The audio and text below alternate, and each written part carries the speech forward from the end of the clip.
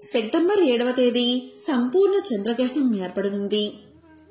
ఈ రోజు అంటే ఈలోగా లేదా ఆ చంద్రగ్రహణం రోజు ఈ కథ వింటే మీ ఇంట్లో గ్రహణ దోషాలు తొలగిపోతాయి, దరిద్రం తొలగిపోతుంది, కష్టాలు తొలగిపోతాయి, ధనాదాయం పెరుగుతుంది. ఆ కథ ఏంటో ఇప్పుడు తెలుసుకుందాం. హిందూ పురాణాల ప్రకారం ఏదైనా గ్రహణం అంటే సూర్యగ్రహణం లేదా చంద్రగ్రహణం సంభవించినప్పుడు రాహుగ్రస్త లేదా కేతుగ్రస్త అని గ్రహణానికి ముందు చెప్తారు. అసలు ఈ గ్రహణాలకు అలాగే రాహుకేతువులకు ఉన్న సంబంధం ఏంటో ఇప్పుడు తెలుసుకుందాం. పూర్వం దేవతలు రాక్షసుల బాధ భరించలేక శివుణ్ణి అలాగే బ్రహ్మదేవుణ్ణి వెంటబెట్టుకుని శ్రీ మహావిష్ణువు దగ్గరకు వెళ్లి చెప్తారు. దానికి శ్రీ మహావిష్ణువు దేవతలతో ఇలా పలుకుతాడు. ఓ దేవతలారా, ప్రస్తుతం రాక్షసులు బలంగా ఉన్నారు. ముందు వారితో మంచిగా ఉండి క్షీరసాగర మదనం జరపండి. ఆ తరువాత క్షీరసాగర మదనం వల్ల అమృతం బయటకు వస్తుంది. దాన్ని మీరు ఆరగించి అమరులు అవ్వండి అని చెప్తాడు మహావిష్ణువు. అప్పుడు రాక్షసులు మిమ్మల్నేమీ చేయలేరని తెలియజేస్తాడు. ఆ రాక్షసుల్లోనే రాహువు అనే రాక్షసుడు కూడా ఉంటాడు. ఈ విధంగా దేవతలు రాక్షసులు అమృతం కోసం మందర పర్వతాన్ని కవ్వంగా మార్చి వాసుకి అనే పెద్ద పామును తాడుగా పెట్టి క్షీరసాగర మదనం చేస్తారు. అంటే పాల సముద్రాన్ని చిలకడం ప్రారంభిస్తారు. ఇలా సముద్ర మదనం జరిపే సమయంలో అమృతానికి ముందు హాలాహలం అంటే కాలకూట విషం ఉద్భవిస్తుంది. ఆ మహాశివుడు తన కంఠంలో ఆ విషాన్ని బంధించి సృష్టిని కాపాడతాడు. అందుకే ఆయన గరళ కంఠుడు అయ్యాడు. ఇలా ఒకదాని తర్వాత ఒకటి అనేక వస్తువులు ఉద్భవించాయి. అప్సరసలు, కల్పవృక్షము, కామధేనువు, ఐరావతం, లక్ష్మీదేవి, చంద్రుడితో పాటు అమృతం కూడా పుట్టింది. ఇక ఎంతో కష్టంతో దేవతలు రాక్షసులు సముద్ర మదనం చేసి అమృతాన్ని పొందారు. ఆ అమృతాన్ని చూడగానే రాక్షసులు దేవతలను బెదిరించి లాక్కున్నారు. అలా లాక్కోవడం, నాకు కావాలి అంటే నాకు కావాలి అని వారిలో వారే కొట్టుకోవడం మొదలుపెట్టారు. అలా ఒకరిని ఒకరు కొట్టుకుంటూ అమృతం చేతులు మారిపోతూ ఉంది. ఇది చూసిన దేవతలు లబోదిబోమంటూ బాధపడి శ్రీ మహావిష్ణువును శరణు వేడారు. అప్పుడు శ్రీ మహావిష్ణువు వారిని ఓదార్చి జగన్మోహిని అవతారమెత్తి ఆ రాక్షసుల వద్దకు వెళ్లి వయ్యారాలు వలకపోసుకుంటూ తన అందాలను చూపిస్తూ అటూ ఇటూ తిరుగుతూ ఉంటే జగన్మోహిని యొక్క అందాన్ని ఆ రాక్షసులు చూసి ఆమె వెంట పడ్డారు. ఇక రాక్షసులు తన దగ్గరకు రాగానే వారిని తన అందంతో మభ్యపెట్టి వారితో ఇలా పలికింది జగన్మోహిని. ఓ దానవులారా, దేవతలు రాక్షసులు అన్నదమ్ములు అవుతారని ఇలా మీరు కష్టపడి అమృతాన్ని సంపాదించారు. కాబట్టి మీ ఇద్దరికీ సమానంగా అమృతాన్ని పంచుతాను అని చెప్పి దేవతలను రాక్షసులను 2 వరుసలుగా కూర్చోబెట్టి దర్భల మీద అమృత కలశాన్ని పెట్టి దేవతలకు అమృతం పోస్తూ రాక్షసులను తన వయ్యారాలతో మభ్యపెట్టింది జగన్మోహిని. ఇక మోహిని మాయలో పడిన రాక్షసులు దాన్ని కనిపెట్టలేకపోయారు. కాని అందులో రాహువు అనే రాక్షసుడు మోహిని చేసే మోసం గ్రహించి దేవతల వరుసలో కూర్చున్నాడు. ఆ విధంగా అమృతాన్ని సేవించాడు. రాహువును కనిపెట్టిన సూర్యుడు చంద్రుడు ఆ విషయాన్ని శ్రీ మహావిష్ణువుకు సైగ చేశారు. వెంటనే శ్రీ మహావిష్ణువు తన సుదర్శన చక్రంతో రాహువు యొక్క తల నరికేశాడు. వెంటనే అమృతం పడ్డం ఆగిపోయి జగన్మోహిని అదృశ్యం అవుతుంది. రాహువు అప్పటికే అమృతం సేవించాడు కాబట్టి అతను మరణించడు. తలభాగం మొండెం భాగం వేరు కావడంతో తలను రాహువుగాను మొండాన్ని కేతువుగాను పిలుస్తూ ఉంటారు. ఇక సూర్యచంద్రుల ద్వారా తనకు కీడు జరిగింది కాబట్టి సూర్యచంద్రులు తనకు అపకారం చేశారు అనే ఉద్దేశంతో ప్రతి సంవత్సరం రాహుకేతువులు సూర్యచంద్రులను మింగడానికి ప్రయత్నిస్తూ ఉంటారు. వీటినే మనం చంద్రగ్రహణం, సూర్యగ్రహణం అని పిలుస్తాము. దేవతలు రాక్షసులు అమృతం కోసం ఘర్షణ పడుతూ ఉండడం చూసిన వాసుకి తనకి కూడా అమృతం కావాలి అని ఏమీ చేయలేక అమృత కలశం పెట్టిన దర్భల దగ్గరకు వెళ్లి ఆ అమృతం దర్భలపై పడిందని ఒక దర్భను నాకింది. అమృతం రాకపోగా దర్భ పదునకు దాని నాలుక నిలువుగా చీరిపోయింది. అప్పటినుంచి వాసుకి సంతానమైన పాములకు నాలుక నిలువుగా చీరి 2 నాలుకలు ఉన్నట్లు కనిపిస్తుంది. సూర్య చంద్రగ్రహణాలు ఏర్పడడానికి కారణం వివరించే పురాణ కథ ఇదే. ఈ రోజు ఈ కథను విన్నా చదివినా మీ ఇంట్లో సకల శుభాలు కలుగుతాయి. మరి చంద్రగ్రహణం వెనుక ఉన్న యథార్థ సంఘటన గురించి తెలిపే ఒక పురాణ కథను ఇప్పుడు తెలుసుకుందాం. ప్రాచీన కాలంలో ధనార్దని అని ఒక భక్తుడు ఉండేవాడు. అతను చిన్న గ్రామంలో నివసించేవాడు. అతనికి చంద్రదేవుని పట్ల అపారమైన భక్తి ఉండేది. ప్రతిరోజు చంద్రోదయం అయ్యే సమయానికి అతను స్నానం చేసి చంద్రుడికి ప్రణామం చేసి అర్చన చేసేవాడు. ఒకరోజు గురువు ఆజ్ఞ ప్రకారం ఆయన మహావ్రతాన్ని ప్రారంభించాడు. ఈ వ్రతంలో చంద్రగ్రహణం రోజున ఉపవాసముండి చంద్రుని దర్శించి పూజ చెయ్యాలి. ఈ విధంగా ఆ వ్రతం చేసిన వారికి అష్టైశ్వర్యాలు లభిస్తాయని చెప్తారు. ఆ రోజు అతను చంద్రదేవుణ్ణి భక్తి శ్రద్ధలతో పూజించి ధ్యానంలో మునిగిపోయి ఉన్నాడు. అప్పుడు చంద్రుడు స్వయంగా అతనికి ప్రత్యక్షమయ్యాడు. అతనితో చంద్రుడు ఇలా పలికాడు, నీ భక్తి నాకు ఎంతో ప్రీతికరంగా ఉంది. నీ కోరిక చెప్పు, నీకు వరాన్ని ప్రసాదిస్తాను అని పలికాడు. దానికి అతను ఆనందంతో ఇలా అన్నాడు, ప్రభూ, మీ కాంతి ఎప్పటికీ కలుషితం కాకూడదు, ఎప్పటికీ వెలుగులు ఇస్తూ ఉండాలి అని పలికాడు. దానికి చంద్రుడు కొంచెం విషాదంగా చూసి ఇలా అన్నాడు, ధర్మం ప్రకారం నేను శాపగ్రస్తుణ్ణి. గ్రహణ సమయంలో నా కాంతి మాయమైపోతుంది. ఇదే నా గత జన్మ యొక్క పాపఫలం అన్నాడు. దీనికి ధనార్జని కూడా విచారించాడు. అప్పుడు చంద్రుడు ఇలా అన్నాడు, చంద్రగ్రహణ సమయంలో నీవు ఉపవాసంతో ధ్యానంతో ఉంటే నిన్ను శాశ్వతంగా అనుగ్రహిస్తాను అని పలికాడు. అప్పట్నుంచి చంద్రగ్రహణ సమయంలో ఉపవాసం జపం చేయడం గొప్ప ఫలితాన్ని ఇస్తుందని నమ్మకం ఏర్పడింది. చంద్రదేవుడు ఎవరైతే గ్రహణ సమయంలో ఉపవాసం ఉంటారో వారికి అక్షయ ఫలాన్ని ఇస్తాడని శపథం చేశాడు. ధనార్జని భక్తికి ప్రతిఫలంగా ఆయన కుటుంబం 21 తరాల పాటు సుఖశాంతులతో జీవించారని పురాణాలు చెబుతున్నాయి. గ్రహణ సమయంలో ధ్యానం, జపం, పారాయణ చెయ్యాలి. ఆ సమయంలో భోజనం చేయకూడదు. చంద్రగ్రహణం తర్వాత గంగా స్నానం చేసి పూజ చెయ్యాలి. ధ్యానం, పుణ్యకార్యాలు, దానం గ్రహణ దోషాలను తొలగిస్తాయి. భక్తి ఎంత గొప్పదైనా దైవ నియమాలు పాటించలేము, కానీ శుభ ఫలితాలను పొందవచ్చు. గ్రహణ సమయంలో ఉపవాసం, ధ్యానం చేయడం పుణ్య ఫలాన్ని ఇస్తుంది. చంద్రగ్రహణ సమయంలో చంద్రదేవుణ్ణి కీర్తించి ఉపవాసం చేస్తే భక్తులకు ఆయురారోగ్యాలు కలుగుతాయి. ఈ రోజు ఈ కథను విన్నవారికి గ్రహణ దోషాలు తొలగిపోయి కోటి జన్మల మహాపుణ్యం కలుగుతుంది. ఈ చంద్రగ్రహణం గురించి తెలిపి రాజకుమారి సుమతి కథ కూడా ఉంది. ఈ కథను వింటే చాలు జన్మల దోషాలు తొలగి కోటి జన్మల పుణ్యం వస్తుంది. ఒకప్పుడు అయోధ్య రాజ్యంలో సుమతి అనే రాజకుమారి ఉండేది. ఆమె అపర సౌందర్యవతి, అలాగే అహంకారి కూడా. ఆమె ఎప్పుడూ ఇలా అనుకునేది, నాకు భగవంతుడి ఆశీర్వాదం అవసరం లేదు, నా అందం, ధనం నాకే సహాయపడతాయి అని చెప్పేది.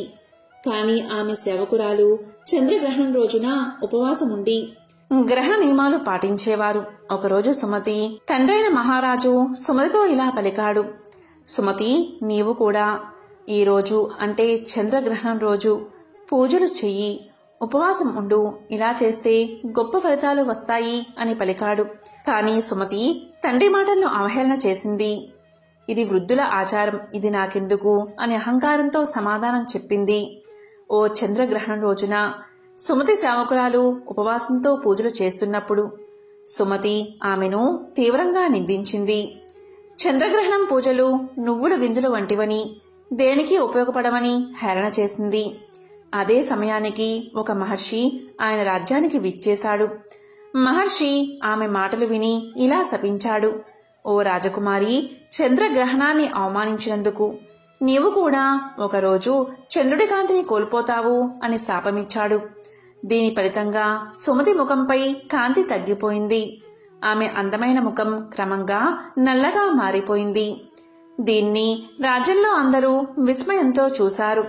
తరువాత సుమతి భయంతో గురువు వద్దకు వెళ్ళింది. ఆ మహర్షితో ఇలా పలికింది. ఓ మహర్షి, నా పొరపాటును క్షమించి దయచేసి మార్గాన్ని చెప్పండి అని వేడుకుంది. అప్పుడు గురువు ఇలా ఉపదేశించాడు. సుమతి, చంద్రగ్రహణ సమయంలో ఉపవాసముండి పూజలు చెయ్యి, నదిలో స్నానం చేసి దానం చెయ్యి, అప్పుడు నీ శాపం తొలగిపోతుంది అని పలికాడు. అప్పుడు సుమతి ఓ చంద్రగ్రహణం రోజున వ్రతాన్ని పాటించింది. కొన్ని నెలలు అలా చేసిన తర్వాత ఆమె పాత అందం తిరిగి వచ్చింది. ఆ రోజు నుంచి సుమతి చంద్రుడి మీద నమ్మకంతో చంద్రవ్రతాన్ని పాటించేది. ఎవరైనా సరే గ్రహణ మత్యాన్ని నియమాలను అవహేళన చేస్తే దుష్ఫలితాలు తప్పవు. పాపాలన్నీ తొలగి మోక్షం కలగాలి అంటే ఈ వ్రతాన్ని పాటించడం అనివార్యం. ఈ రోజు ఎవరైతే ఈ కథను వింటారో మీకు గ్రహణ దోషాలన్నీ తొలగి సకల శుభాలు కలుగుతాయి. అదృష్టవంతులు మాత్రమే ఈ రోజు చంద్రగ్రహణం యొక్క కథలు వింటారు. పూర్వం ఒక శివభక్తుడు ఉండేవాడు. అతను నిత్యము కూడా భగవద్గీత పారాయణం చేస్తూ ఉండేవాడు. అతను నిత్యము గీతాధ్యయనం చేస్తూ భగవంతుణ్ణి ఆరాధిస్తూ ధ్యానించడంలోనే తన సమయాన్నంతా గడుపుతూ ఉండేవాడు. అతను కేవలం భగవంతుణ్ణే నమ్ముకున్నాడు. అతనిపైనే ఆధారపడ్డాడు. తన జీవితం గురించి ఏమీ ఆలోచించేవాడు కాదు. అదే కాలంలో అతని తల్లిదండ్రులు చనిపోయారు. వీరు 3 అన్నదమ్ముళ్ళు. 3కి కూడా వివాహం జరిగింది. అందులో ఇతను పెద్దవాడు. మిగతా 2 చిన్నవాళ్లు. చిన్నవాళ్ళిద్దరూ పౌరోహిత్యం చేసి ఇంటిని నెట్టుకొస్తూ ఉన్నారు. తమ్ముళ్ళిద్దరూ ఒకరోజు అన్నగారితో ఇలా అన్నారు. అన్నగారు, మీరు మన ఇంటి బాధ్యతల గురించి ఆలోచించడానికి కూడా కొంత సమయాన్ని కేటాయిస్తూ ఉంటే చాలా బాగుంటుంది కదా అని పలికారు. అది విన్న అన్నగారు తమ్ముళ్లతో ఇలా అన్నారు. అందరినీ భరించేవాడు, పోషించేవాడు అయిన భగవంతుడు అన్ని వేళలా సిద్ధంగా ఉన్నప్పుడు మన బ్రతుకు తెరువు కోసం మనం ఆలోచించడం అనేది అజ్ఞానమే అవుతుంది. తనను నమ్మిన వారి యొక్క యోగక్షేమాలు చూసుకుంటాను అని గీత యొక్క 9వ అధ్యాయంలోని 22వ శ్లోకంలో భగవంతుడే స్వయంగా వివరించాడు. కాబట్టి తమ్ముళ్ళు, భగవంతుణ్ణి నమ్మి అతనిపై మన భారాన్ని ఉంచడమే మనం చేయవలసిన ప్రథమ పని. ఆ భగవంతుడే సకల జీవరాశి యొక్క పోషణ చేస్తూ ఉంటాడు. అతన్నే నమ్మి నిత్యం అతన్నే స్మరించే వారి యొక్క యోగక్షేమాల బాధ్యతను అతను విస్మరించడు. కాబట్టి మనం గీతాధ్యయనం చేస్తూ అనునిత్యం ప్రేమపూర్వకంగా భగవన్నామ స్మరణలో ఉంటే చాలు అన్నాడు. దానికి తమ్ముళ్ళు ఇలా అన్నారు. అన్నగారు, మీరు చెప్పింది సబబుగానే ఉంది. కానీ జీవించడం కోసమైనా ప్రయత్నం చెయ్యాలి కదా. ఏ ప్రయత్నమూ చేయని వారికి భగవంతుడు స్వయంగా ఇంటికి వచ్చి అన్నీ ఇవ్వడు కదా అన్నారు తమ్ముళ్ళు. అది విన్న అన్నగారు తమ్ముళ్లతో ఇలా అన్నారు. దృఢ నిశ్చయంతో శ్రద్ధా విశ్వాసాలు ఉంటే భగవంతుడే స్వయంగా ఇంటికి వచ్చి అన్నీ ఇవ్వగలరు అన్నాడు. ఇక ఆ మాటలకు విసిగిపోయిన తమ్ముళ్ళు కొంచెం కోపంతో, అన్నగారు, కబుర్లు చెప్పడంలో ఖర్చు ఏమీ అవ్వదు. మేము సంపాదించి తెచ్చి పెడుతూ ఉంటే ఇల్లు గడుస్తుంది. మీరు ఇంట్లో ఉండి శ్లోకాలు చదువుతూ కబుర్లు మాత్రం చెబుతున్నారు. ఎంత కష్టపడితే డబ్బు కూడబెట్టాలో మీకేం తెలుసు? మా నుండి వేరుపడండి, ఇల్లు గడపండి, అప్పుడు తెలుస్తుంది ఎంత కష్టమో. ఏ ప్రయత్నమూ లేకుండా మీ పని ఎలా గడుస్తుందో అప్పుడు మేము చూస్తాము అన్నారు. అది విన్న అన్నగారు ధైర్యంగా, తమ్ముళ్ళు, చాలా సంతోషం. మీరు ఏది మంచిది అనుకుంటే అలాగే కానివ్వండి. నన్ను వేరు చెయ్యండి. నేను నా కుటుంబం ఎవరికీ భారంగా ఉండాలి అనుకోవడం లేదు. భగవంతుడు మేము ఎలా బతకగలమో ఆయనకి బాగా తెలుసు అని తమ్ముళ్లతో పలికాడు. దాంతో తమ్ముళ్ళు, ఇదే మంచిది. రేపు ఎవరి వాటా ఎంత వస్తుందో పంచేసుకుందామన్నారు. మీరేది ఉచితమనుకుంటే అలా చెయ్యండి అన్నారు అన్నగారు. నాకు ఎటువంటి అభ్యంతరమూ లేదు. మీరు ఎలా చేసినా నాకు సమ్మతమే అన్నారు అన్నగారు. ఇక 2 తమ్ముళ్ళు ఉన్న సామాన్లను, సంపదను మరుసటి రోజే 3 భాగాలుగా పంచారు. బ్రాహ్మణ భక్తుడి వాటాకు ఒక చిన్న సామాన్య ఇల్లు, కొంత నగలు, కొన్ని మామూలు బట్టలు, వంటగిన్నెలు మొదలైనవి వచ్చాయి. ఇలా 3 వేరుపడ్డాక ఆ బ్రాహ్మణ భక్తుడు తన భార్యతో ఇలా అన్నాడు. నా తమ్ముళ్ళు నాకు ఇచ్చింది కొంచెమైనా అది చాలా తృప్తిగా ఉంది. ఇప్పుడు మనం చేయవలసిందల్లా కేవలం భగవంతునిపై ఆధారపడడం. ఎవరింటికి వెళ్లే ఆలోచన కూడా చేయకూడదు. ఎవరు ఏమి ఇచ్చినా తీసుకోకూడదు. భగవంతుడు తానే స్వయంగా భక్తుల యోగక్షేమాలు చూస్తూ ఉంటాడు. ఆయనే మన యోగక్షేమాలు చూసుకుంటాడు. ఎప్పుడు తమ్ముళ్ళు ఇచ్చిన వాటితోనే మన అవసరాలు గడుపుకోవాలి అని ఆలోచించకూడదు సుమా. వాళ్ళ దగ్గర నుంచి ఎప్పుడూ ఏదీ తీసుకోకు అని చెప్పాడు. ఇక ఆ భక్తుని భార్య ఈశ్వర భక్తురాలు. ఆమె తన భర్త మాటను గౌరవంగా స్వీకరించింది. ఇప్పుడు ఇల్లు గడపడానికి ఎంతో కొంత చేతిలో ఉండనే ఉంది. అది అయిపోతే స్వామి ఏది అనుకుంటే అదే స్వయంగా చేస్తాడు అనుకుంది. ఆ బ్రాహ్మణుడు 4 గంటలకే లేచి తర్వాత 1 మైలు దూరంలో ఉన్న చెరువుకు వెళ్లి స్నానం చేసి సంధ్యావందనాలు చేసేవాడు. ఆ తర్వాత భగవంతుణ్ణి భక్తి శ్రద్ధలతో పూజించేవాడు. తరువాత భగవద్గీత పారాయణం చేసుకుని అదంతా పూర్తి చేసుకుని పగలు 11 గంటలకు ఇంటికి వచ్చి భోజనం చేసేవాడు. తర్వాత 1 గంటకు మళ్లీ అదే చెరువుకు పోయి జపము ధ్యానము చేస్తూ ఉండేవాడు. ఆ తరువాత సాయంత్రం 4 గంటలకు స్నానం చేసి సంధ్యావందనం ఆచరించేవాడు.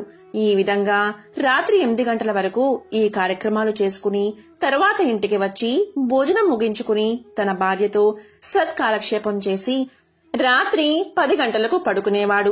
మహాసాధ్వి అయిన అతని ధర్మపత్ని కూడా 2 పూటలా భర్తకు నమస్కారం చేయడం, భర్త ఆజ్ఞ పాటించడం కర్తవ్యంగా భావించి చేస్తూ ఉండేది. ఈ విధంగా రోజులు గడిచిపోతున్నాయి. రోజూ కూడా ఉన్న దాంట్లోనే ఖర్చు చేస్తూ ఉండేవారు. కొంతకాలానికి వాళ్ల దగ్గర ఉన్న డబ్బు పూర్తిగా అయిపోయింది. మన దగ్గర ఉన్న డబ్బు పూర్తిగా అయిపోయింది అంది భార్య. నగలు బట్టలు కూడా అయిపోయాయా అని అడిగాడు భర్త. లేదు అంది భార్య. ఓహో, ఈ నగలు బట్టలతో కాలం గడపాలని కాబోలు స్వామి ఆజ్ఞ అనుకుంది. ఇక వెంటనే వాటిని అమ్మి ఇల్లు గడపడం మొదలుపెట్టింది. ఇంకొక రోజు నగలు బట్టలు కూడా అయిపోయాయి అంది భార్య. ఏమీ భయం లేదు, ఇంకా ఇంట్లో గిన్నెలు తపాలాలు ఉన్నాయి కదా అన్నాడు భర్త.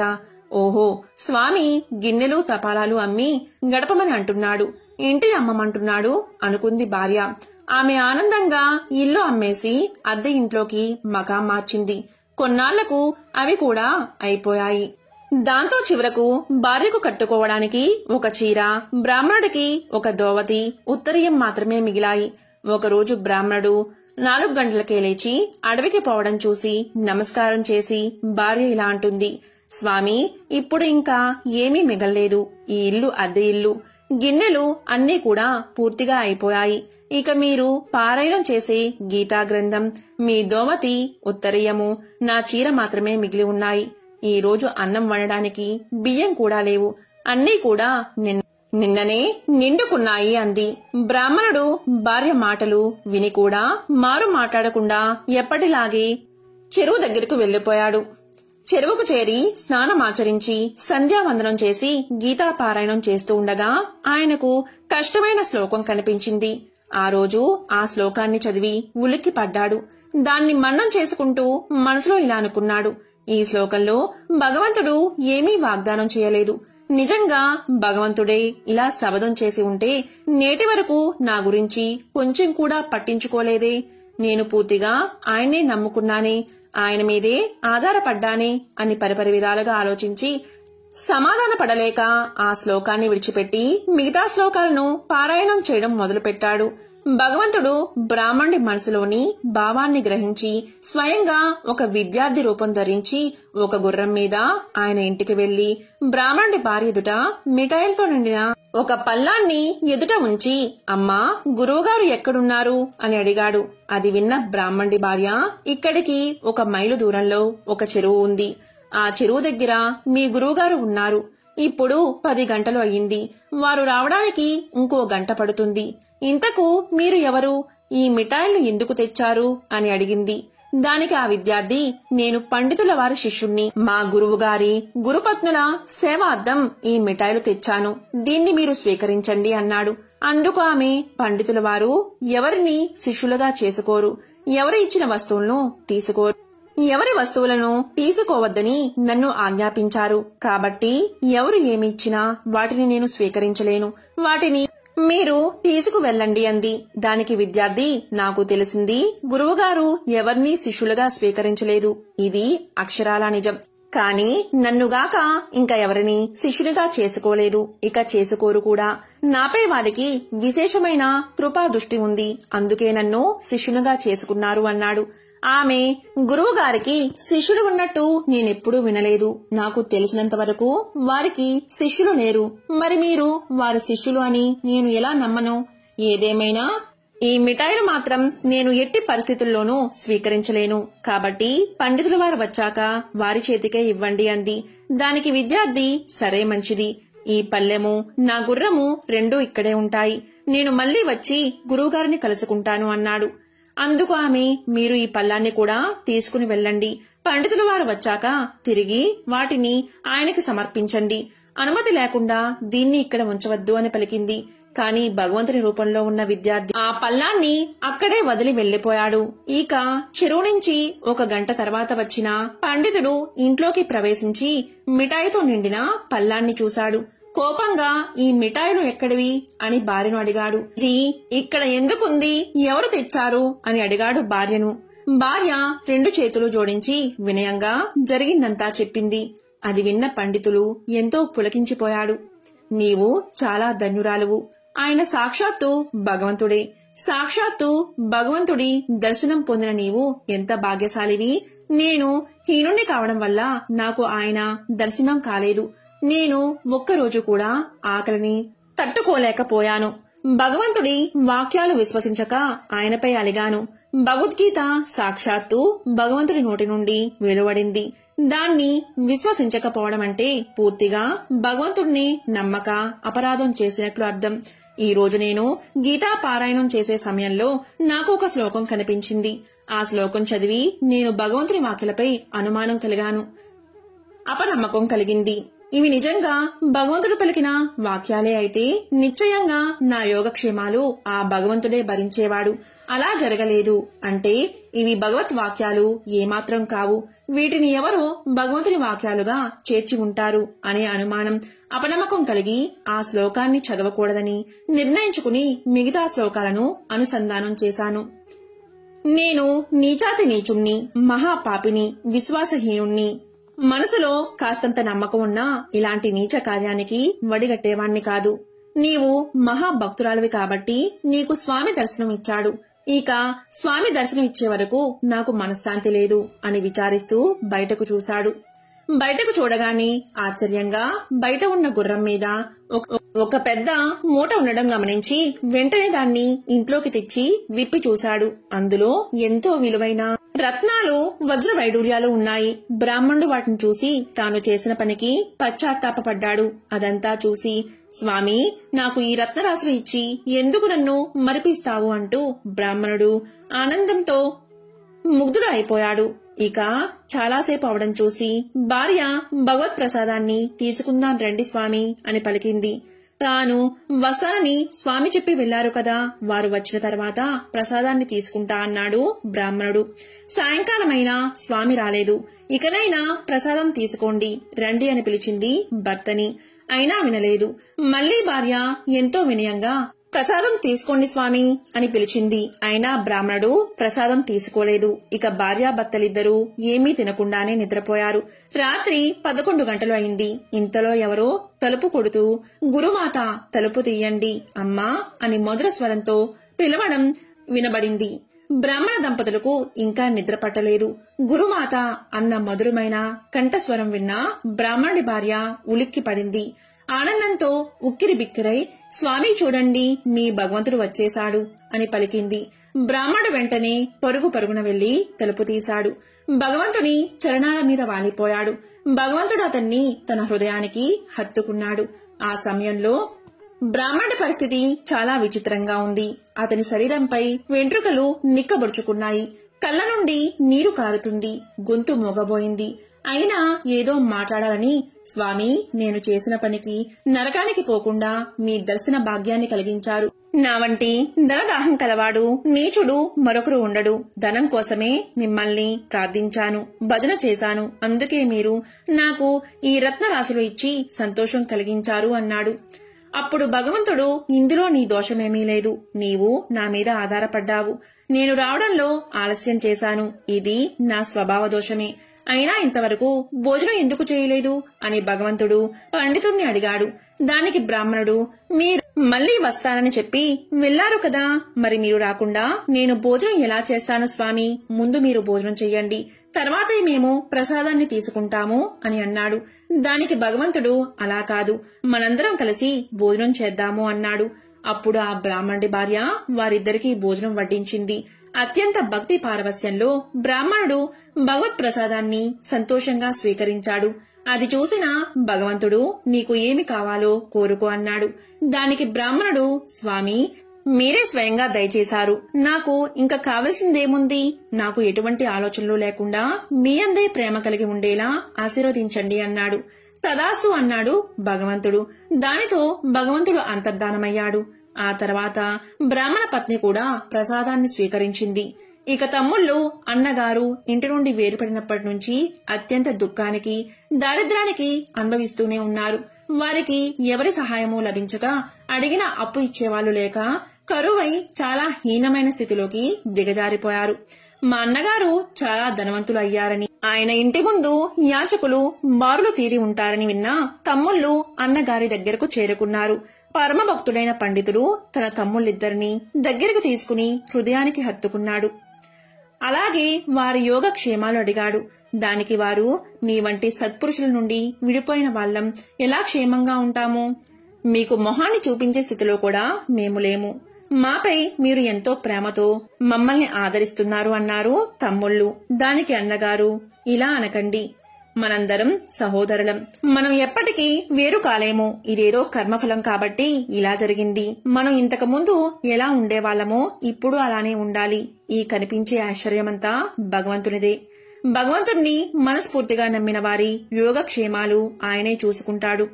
పసివారు తన తల్లిదండ్రుల మీద ఆధారపడి నిర్భయంగా ఉండి వారి సంరక్షణ భారాన్ని ఎలా వహిస్తారో, అలాగే అంతకంటే ఎక్కువగా భగవంతుడు తన్ను నమ్మిన భక్తుల యోగక్షేమాలను స్వయంగా చూసుకుంటాడు, వారిని పాలిస్తాడు, పోషిస్తాడు, రక్షిస్తాడు. కాబట్టి తమ్ముళ్ళు, ఈ రోజు నుంచి ఎప్పుడూ కూడా ఆ భగవంతుని నామస్మరణలోనే గడపండి అన్నాడు. ఈ విధంగా ఆ ముగ్గురు అన్నదమ్ముళ్ళు కలకాలం ఆనందంగా సంతోషంగా జీవించారు. పూర్వం బోధ చేస్తూ ఒక ముని దంపతులు ఉండేవారు. ఆ ముని చాలా ప్రతిభావంతుడు, సకల శాస్త్రాలు విద్యలు తెలిసినవాడు. ఆ ముని భార్య సాక్షాత్తు అన్నపూర్ణ. ఆమె శిష్యులను తన కన్న బిడ్డల్లాగా చూసుకునేది. ఆకలితో ఎవరు వచ్చినా లేదనకుండా వారి ఆకలి తీర్చేది. అలా ఒకనాడు ఆ ముని దంపతుల వద్దకు వసంతుడు అనే అనాథ వచ్చి శిష్యుడిగా చేరాడు. అతను బాగా చురుకైనవాడు, తెలివైనవాడు కావడంతో అతనికి గురువుగారు నేర్పించే విద్యలన్నీ కూడా ఇట్టే అబ్బేవి. వసంతుడు కొన్నాళ్లకే తన గురువుకు తెలిసిన విద్యలన్నీ పూర్తిగా నేర్చుకున్నాడు. ఇక అతనికి నేర్పడానికి తన వద్ద ఉన్న జ్ఞానం సరిపోకపోవడంతో తనకు గురువులైన వారి వద్దకు పంపించి మరీ విద్యాభ్యాసం చేయించాడు ఆ గురువర్యుడు. అయితే కొన్నాళ్లకే అతనికి నేర్పడానికి తమ వద్ద ఉన్న విద్యలన్నీ కూడా పూర్తయ్యాయని ఆ పెద్ద గురువులైన వాళ్లు కూడా తెలియచేశారు. ఇదిలా ఉండగా నిండు చూలాలైన గురుపత్ని ప్రసవించే సమయం రావడంతో వసంతుడు ఆశ్రమంలో అన్ని పనులు తానే చూసుకుంటూ తల్లితో సమానురాలైన గురుపత్నిని కాలు కింద పెట్టకుండా చూసుకుంటున్నాడు. ఆమెకు పురిటి నొప్పులు ప్రారంభం అయ్యాయి. ఆశ్రమం లోపల ప్రసవం జరుగుతూ ఉండగా వసంతుడు గుమ్మం బయటకు వచ్చి కూర్చున్నాడు. కాసేపట్లో లోపల నుంచి చంటి బిడ్డల ఏడుపులు వినబడ్డాయి. గురుపత్ని కవల పిల్లలకు జన్మను ఇచ్చింది. ఒక మగపిల్లవాడు, ఒక ఆడపిల్ల. ఇంతలో దివి నుండి భువికి దిగి వచ్చిన ఒక దివ్య పురుషుడు వడివడిగా ఆశ్రమం లోపలికి వెళ్తూ గుమ్మం ముందు కూర్చున్న వసంతుడికి కనిపించాడు. మామూలు మనుషులకైతే అతను కనిపించి ఉండేవాడు కాదు. కాని వసంతుడు దైవ రహస్యాలు కూడా నేర్చుకున్నాడు కాబట్టి ఆ వచ్చిన అతను ఎవరో ఇట్టే కనిపెట్టేశాడు. వచ్చినవాడు సాక్షాత్తు బ్రహ్మదేవుడు. అతడు బ్రహ్మ అప్పుడే పుట్టిన పిల్లలకు నుదుటి రాత రాయడానికి వచ్చాడు అని అర్థం చేసుకున్న వసంతుడు ఓపిగ్గా బయట కాలు చాచుకుని కూర్చున్నాడు. వసంతుడు బ్రహ్మ బయటకు రాగానే ఆయనకు ప్రణామం చేసి, స్వామి, మా గురువుగారి పిల్లల నుదుట ఏమి రాశారో, దయచేసి సెలవు ఇవ్వండి అని వినమ్రపూరితంగా అడిగాడు. బ్రహ్మ తన్ని చూడగలిగిన ఆ పిల్లవాడు సామాన్యుడు కాదు అని తెలుసుకుని వసంతుడు అడిగిన విధానానికి ముచ్చటపడి ఇతరులకు చెప్పకూడని రహస్యాన్ని అతనికి చెప్పడానికి నిర్ణయించుకున్నాడు. అప్పుడు ఇలా అన్నాడు, నాయనా, ఈ అబ్బాయి బీదవాడిగా మారిపోతాడు. ఇతని జీవితకాలమంతా ఇతని వద్ద ఒక్క మూట బియ్యము, ఒక ఆవు, ఒక పూరిపాక తప్ప ఇక ఏమీ ఉండవు. ఇతను రోజంతా కష్టపడినా తన రెక్కల కష్టంగా పెళ్ళాన్ని పిల్లల్ని పోషిస్తాడు అంతే అన్నాడు. ఇక ఈ అమ్మాయి మాత్రం వేశ్య అవుతుంది. పూల కోసం రోజుకో పురుషుడితో సంభోగించి వారకాంత అవుతుంది అని చెప్పి అక్కడ్నుంచి వెళ్లిపోయాడు. బ్రహ్మదేవుడు చెప్పిన మాటలు విని వసంతుడు నిశ్చేష్టుడు అయ్యాడు. సాక్షాత్తు దైవ స్వరూపుడైనటువంటి తన గురు దంపతులకు పుట్టిన పిల్లలకు ఇలాంటి రాత రాశాడు.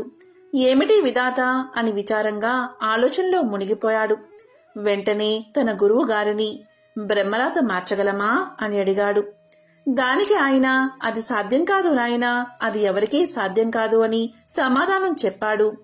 పిల్లలు పెద్దవాళ్లు అయ్యే కొద్దీ వాళ్ల రాత నిజమవడం వసంతుడికి కనిపించసాగింది. ఆ ఇద్దరికీ చదువులు వంట పట్టడం లేదు. ఎందరికో విద్యా బుద్ధులు నేర్పిన గురువుగారి పిల్లలు ఇలా అయ్యారు ఏమిటా అనేది వసంతుడికి దేనిమీద ఏకాగ్రత కుదరకుండా చేస్తుంది. దానికి తోడు ఆ పిల్లలిద్దరూ వసంతుడి వెంటపడి అన్నయ్య అన్నయ్య అని తిరుగుతూ ఉంటే అతనికి దుఃఖం మరింత ఎక్కువ కాసాగింది. ఒకరోజు గురువుగారితో చెప్పి ఆయన అనుమతి పొంది దేశం చుట్టి రావడానికి బయలుదేరి వెళ్లాడు వసంతుడు. ఎందరో పండితుల్ని కలిశాడు. వారందరినీ వసంతుడు ప్రశ్నించాడు. బ్రహ్మరాసిన రాతను మార్చగలమా అని అందరినీ అడిగాడు. కాని అందరూ వసంతుడికి చెప్పిన సమాధానం బ్రహ్మరాత మార్చడం అసాధ్యమని, అది ఎవరితరమూ కాదని. అలా అతను అక్కడా ఇక్కడా తిరుగుతూ తన అన్వేషణ కొనసాగిస్తూ 20 సంవత్సరాలకు పైగా గడిపేశాడు. అప్పటికే గురువుగారి పిల్లలకు 25 ఏళ్లు వచ్చేశాయి. వసంతుడికి వాళ్ళు ఎలా ఉన్నారో చూడాలి అనిపించింది.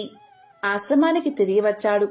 అప్పుడు అక్కడ పరిస్థితి, గురువుగారి కుమారుడి పేరు శంకరుడు. అతను ఆ ఊరిలోనే కూలీ పని చేస్తున్నాడని, గురువుగారి కుమార్తె పేరు వసంతసేన. ఆమె దగ్గర్లోనే ఒక పట్టణంలో వ్యభిచార వృత్తిలో ఉన్నదని తెలుసుకున్నాడు. తనకు పుట్టిన పిల్లల దుస్థితి చూసి దిగులుతో మంచం పట్టి గురుపత్నులు మరణించారని కూడా తెలుసుకున్నాడు.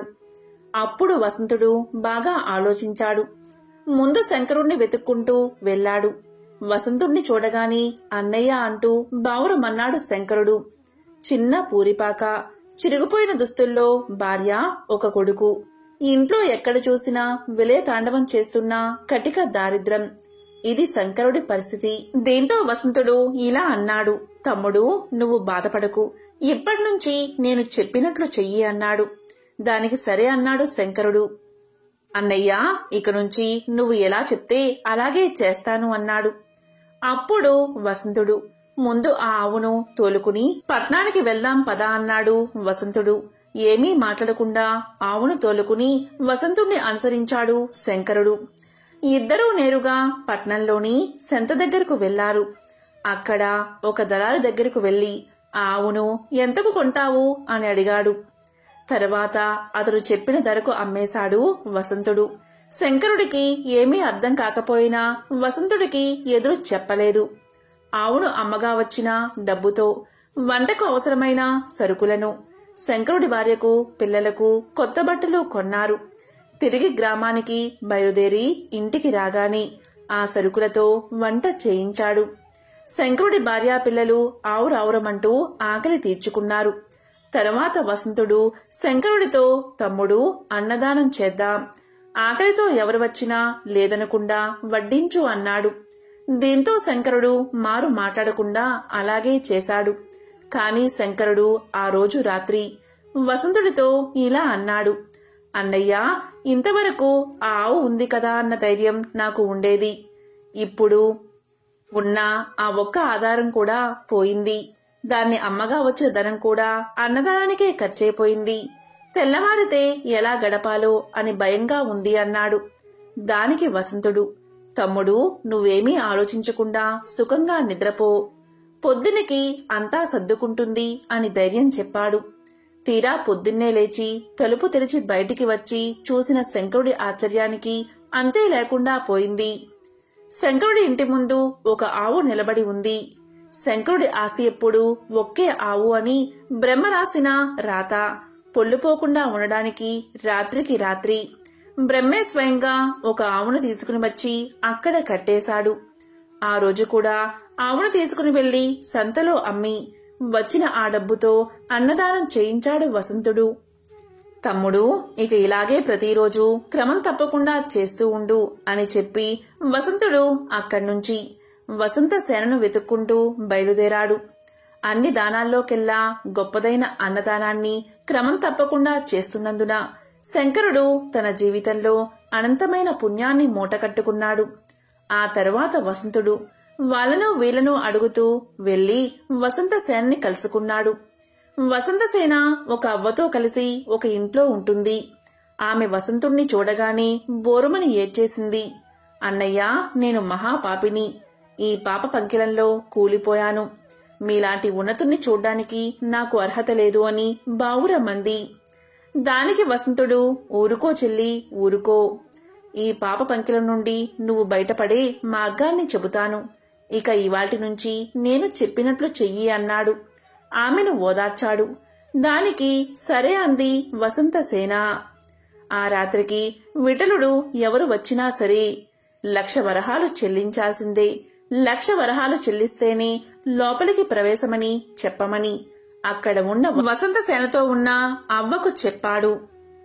దానికి ఆశ్చర్యపోతూ అవ్వా, అయ్యా, ఇది జరిగే వ్యవహారం కాదు అని ఏదో చెప్పబోయింది. వసంతుడు ఆమెను మధ్యలోనే వారించి నేను చెప్పినట్లు చెయ్యి అన్నాడు. ఆజ్ఞాపిస్తున్నట్లుగా అన్నాడు. ఆ రాత్రి 2-3 విడుదలు వచ్చి 1,00,000 వరహాలు అనగాని వెనుతిరిగి వెళ్లిపోయారు. అది వాళ్ళు ఊహించలేని మొత్తం. కాని అర్ధరాత్రి సమీపిస్తుంది అనగా ఒక మహాపురుషుడు మాత్రం 1,00,000 వరహాలతో వచ్చి ఆ రాత్రి వసంతసేనతో గడిపి వెళ్లాడు. ఆ మరుసటి రోజు రాత్రి కూడా అలాగే జరిగింది. తన రాత తప్పకుండా వసంతసేనకు దగ్గరకు వచ్చింది సాక్షాత్తు బ్రహ్మే అని వసంతుడికి తెలుసు.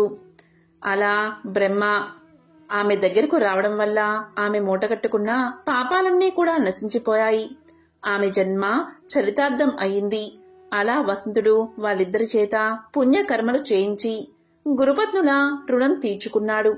ఈ ప్రపంచంలో ప్రతి జీవి నుదుట తల రాసేది బ్రహ్మే.